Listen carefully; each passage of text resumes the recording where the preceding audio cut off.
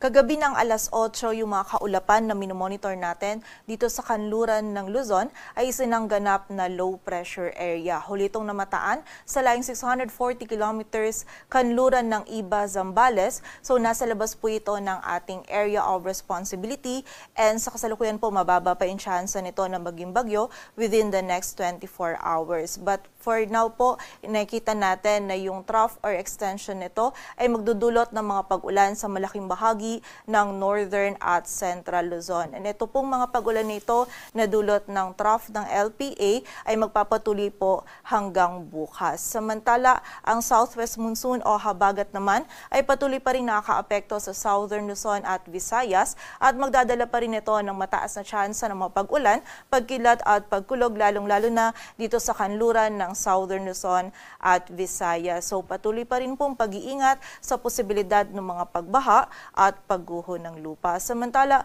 bukod po dito sa LPA na minomonitor natin sa labas ng ating area of responsibility, ay meron din po tayo mga kaulapan na minomonitor dito naman sa silangan ng Luzon. So para naman po sa lagay ng dagat baybayin ng ating bansa, wala po tayong nakataas na gale warning, kaya malay makakapalaot yung mga kababayan nating mga isda, pati na rin yung may mga maliliit na sasakyang pandagat.